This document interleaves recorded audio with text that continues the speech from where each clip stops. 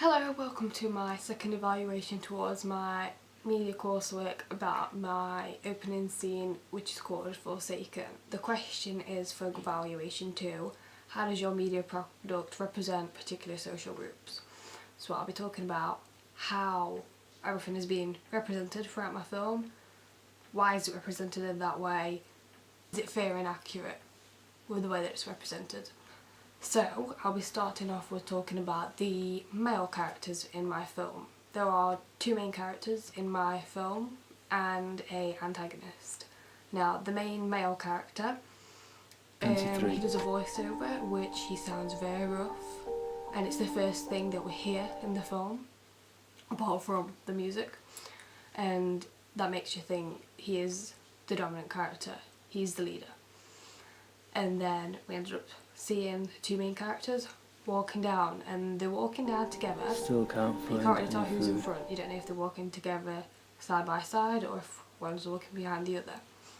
And towards one point, the male is looking down onto the female, in which he starts looking very caring, but then some people might understand this as him being very brave also, so he's caring but brave at the same time. He later on is shown finding an apple and picking it up. This can be shown as him being more alert. He is the stronger character here. He's the one taking charge. Kind of like a stereotypical male character basically. Later on, a twig snaps. With the way that he grabs onto the female character, Did you hear that? he is shown as the hero. He's grabbed her. He's going to look after it, which makes her look like the damsel in distress. He then throws away the apple. He doesn't care at all about the food. He'd rather both of them be safe. However, later on, he is shown being shot.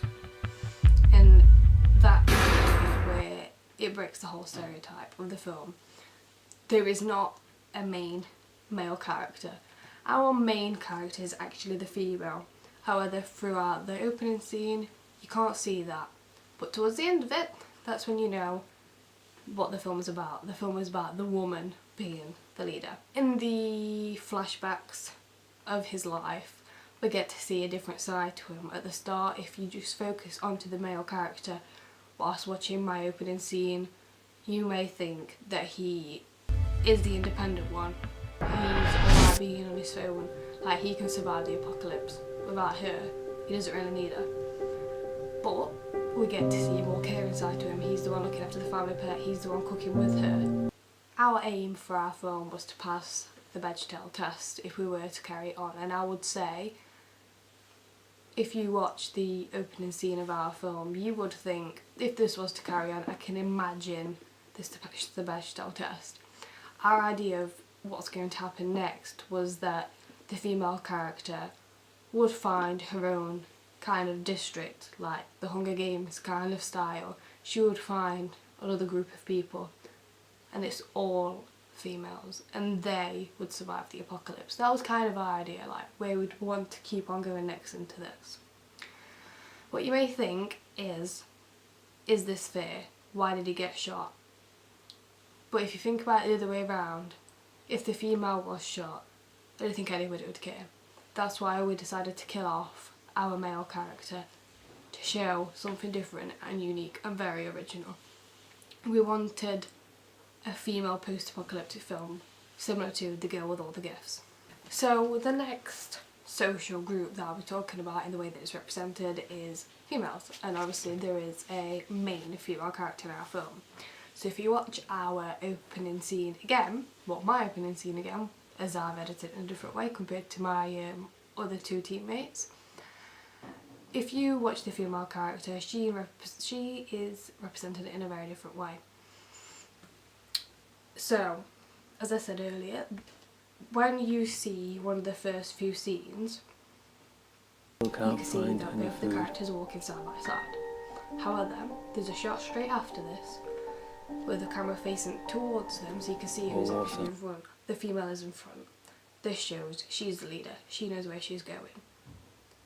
She's looking after him. He's looking down.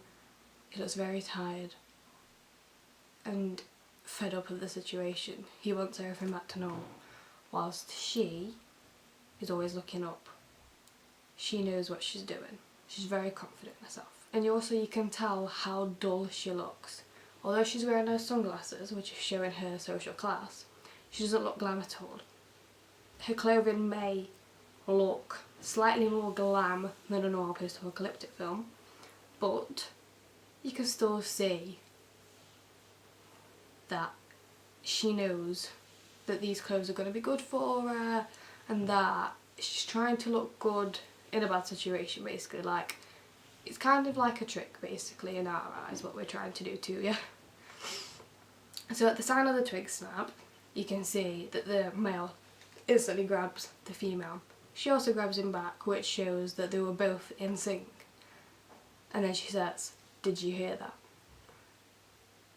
But she's slightly out of sync at this point, which makes you think, is he in charge at this point, or is she in charge at this point?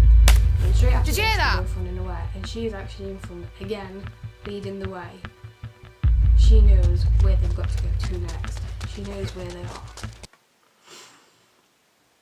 And then, as soon as the male gets shot, she runs over and she's very upset. She takes off her sunglasses and doesn't care how she looks, and it just shows how dirty and tired her face is. And it shows how emotional she is as well. And in the flashbacks, she looks very glammed up. She's always looking very smart and tidy. But then you compare it to how she looks in the post-apocalyptic film, and that's when you think, so actually she isn't actually as glammed up as what she usually is. She's still a mess. However, after the flashback, we can see that she moves on fairly quickly. She takes off his boots in order to survive the apocalypse, and she takes 2 items of significance. One's more important than the other. One is a wallet which holds small wipes, kind of in the Book of Eli, like the little hand sanitizer kind of wipes, if you get what I mean. And then there's also things like tissues, basically, and plasters and stuff like that. Just little bits and bobs that can be handy sometimes. And then the other item of significance, which is our main one, is keys. And they hold basically the key to surviving the apocalypse. It's to a building or like a house in which it has everything to survive.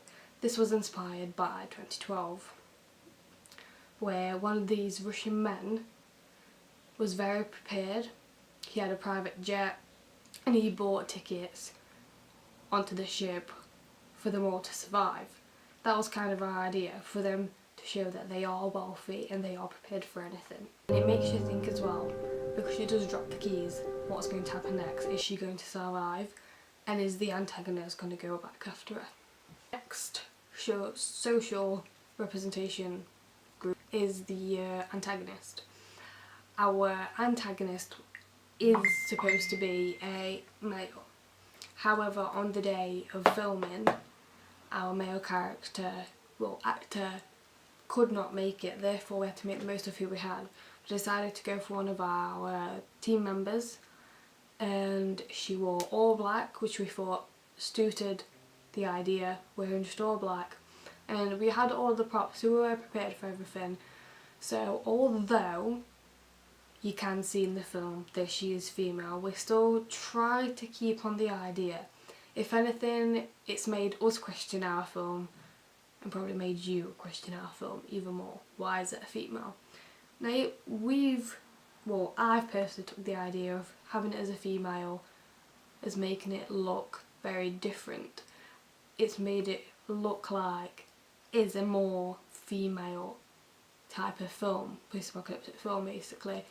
It is definitely going to pass the Bechdel test, which is our rating. But then some people might think, oh actually if it is meant to be a male, then we can see if there's some sort of revenge, there must be revenge that they clearly want the female, or something like that. You can see that the antagonist is hiding in the bushes, and that shows that they are clearly thinking everything through right, they know what they're doing, and they have their aim, they know what they're going to do. But I know we can and as you can see as well, through the binocular shot, they know what they are looking at. They know what they want, they are seeking knowledge. Which we really like. We thought we want a very, very strong character that you can tell what they're up to, whilst with the male and the female, I personally think that you can't tell who's better than the other until the male gets shot. But I kind of like the idea of that because it makes you think more about the film. So it makes you want to watch it even more rather than predicting what's going to happen next. We wanted a unique film. What I like about our film is how the antagonist is shown as being very strong and powerful. When he or she, in your opinion, is holding the gun, she or he, again, feels confident with what she's doing. Like, they have thought this through, they're not going back, they're doing this right here, right now. And then when they run away, that's when you start thinking, why have they run away? Like, why have they not gone after the woman? What is their aim? Like, what's happening next? And then after you see the female leaving with the item significances, you start seeing exactly what the antagonist was waiting for. The antagonist's aim was to get them keys. They know about them keys, they know what they hold. The antagonist and the main characters know each other. And I think, well, you might think at this point that once they were shot, they knew who it was. But the aim was to make it look like they don't know who they are. They were in disguise. They didn't know that it was one of their old friends that shot one of them. So all of our characters' ethnicities are white and British in our film. And the age social group was very tough because we planned our film, well, our characters to basically be in their early 20s, around 24, 25 age. But because we couldn't find any people of that age that would help with our film, we had to use people our age, so basically 17 to 18 teenagers, basically. And stereotypically, you would imagine our age to basically be party going, not very mature, can't be bothered, no motivation at all. But we wanted to try to act how a 24, 25-year-old would act. Very mature, know what they're doing, and alert. Which I think that we've shown very, very well for our age, particularly. Yes, that is the end of talking about our representation of social groups.